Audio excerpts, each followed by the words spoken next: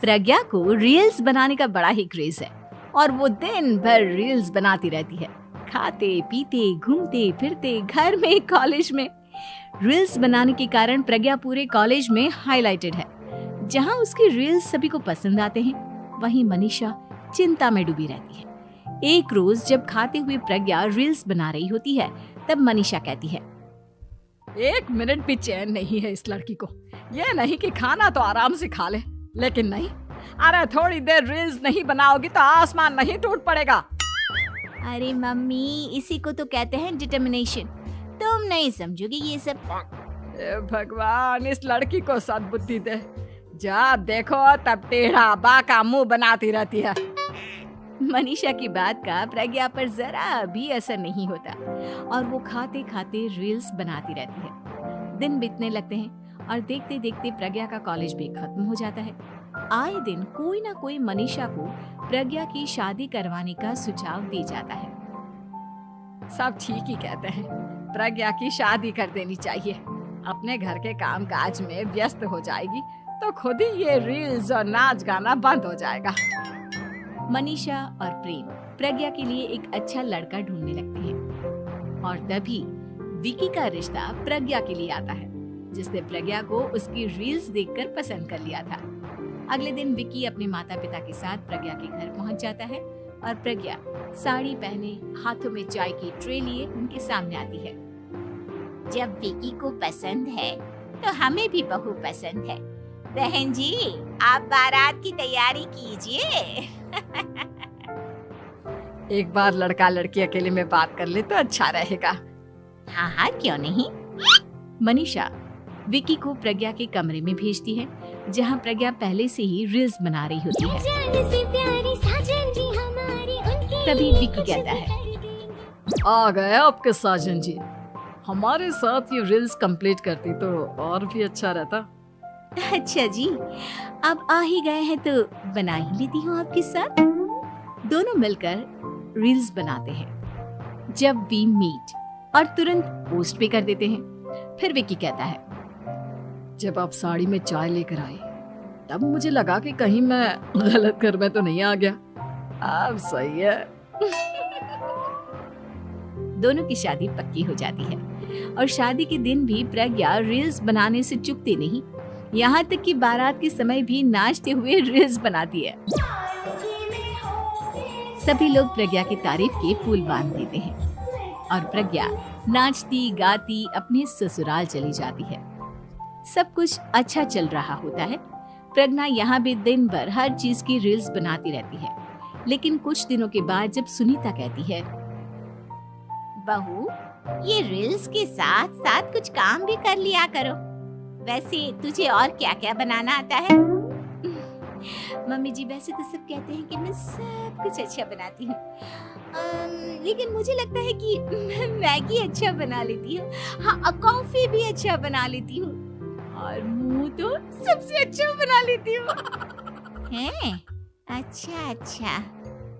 सुनीता अपना माथा पकड़ लेती है और कहती है, बहू, कुछ खाना बनाना भी सीख लेती। मम्मी जी, मैं लंबी प्लानिंग कर रही हूँ। जल्दी ही मैं इतनी फेमस हो जाऊंगी कि मुझे पैसे मिलने लगेंगे।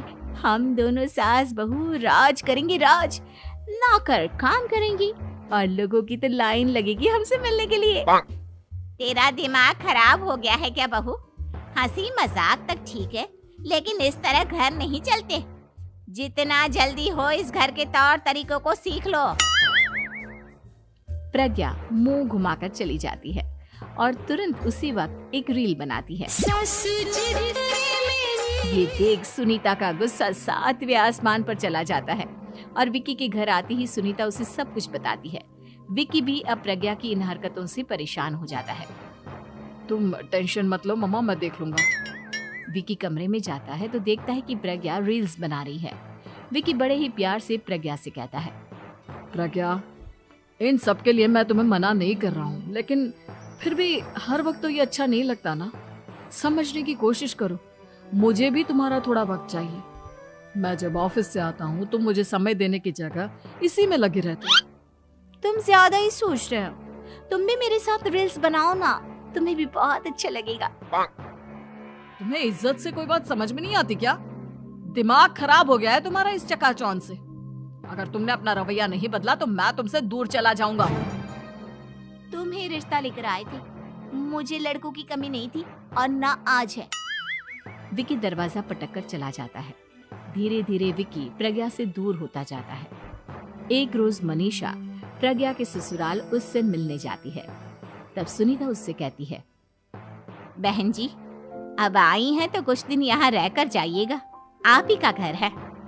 हाँ मम्मी, बहुत दिन हो गए तुम्हारे साथ एक भी रील नहीं बनाई मैंने। प्रज्ञा तुरंत अपने फोन में रील्स ऑन कर लेती है। ये सब मुझसे नहीं होता। तेरा ये भूत अभी तक नहीं उतरा क्या? बहन जी, आप कुछ कहती नहीं क्या इसे? जब आप ही कुछ नहीं कर पाई तो मैं कर ही क्या सकती हूँ। सास तो वैसी ही बदनाम है। शाम को घर की लाइट चली जाती है और मनीषा प्रज्ञा से कहती है, मेरे घुटनों में बहुत दर्द हो रहा है, तू लाइट का कुछ इंतजाम करना बेटा। अच्छा, कैंडल जला देती हूँ मम्मा। प्रज्ञा गाते हुए कैंडल जलाती है और खिड़की के पर्दे के पास रख देती है। मनीषा, जिसे बहुत दर्द हो रहा है, वो सो जाती है और प्रज्ञा हमेशा की तरह अपने रील्स में लग जाती है। उधर कैंडल की वजह से पर्दा आग पकड़ लेता है और मनीषा के कमरे में आग लग जाती है। बचाओ, कोई है, बचाओ। सभी भागते हैं और विकी कमरे की आग बुझाने में लग जाता है, लेकिन तब तक मनीषा आधी जल चुकी थी। मनीषा की हालत देख प्रज्ञा रोने लगती है। विकी मनीषा को तुरंत हॉस्पिटल ले जाता है और उसे एडमिट कराता है। विकी प्रज्ञा से कहता है, देख लिया ना, तुम्हारे इस नाच गाने की वजह से आज तुम्हारी माँ की जान जाते जाते रह गई। अब पता नहीं तुम और क्या चाहती हो। उधर डॉक्टर कहते हैं, इनकी हालत बहुत नाजुक है, आधे से ज्यादा जल चुकी है। प्रज्ञा रोती हुई मंदिर में जाती है और भगवान के आगे जाकर कहती है, भगवान, मेरी माँ को ठीक कर दो। मैं कसम खाती हूँ, हाथ से ये रील्स बनाना छोड़ दूंगी। बस मुझे मेरी माँ वापस मिल जाए। 2 दिन बीत जाते हैं और मनीषा खतरे से बाहर आ जाती है। पेशेंट अब ठीक है, आप लोग उनसे मिल सकते हो। सब कोई मनीषा से मिलता है और प्रज्ञा सबके सामने अपना फोन तोड़ देती है। मुझे माफ कर दो मम्मा, मैंने तुम लोगों की बातों को नजरअंदाज किया। बेटा, कोई भी चीज जरूरत से ज्यादा खराब है। मैंने तुम्हें रील्स बनाने से कभी मना नहीं किया, लेकिन हर वक्त एक ही चीज तो सही नहीं है। मैं समझ गई हूँ मम्मा, आई एम सॉरी। प्रज्ञा उस दिन से रील्स बनाना छोड़ देती है और पूरी तरह से अपने घर में लग जाती है।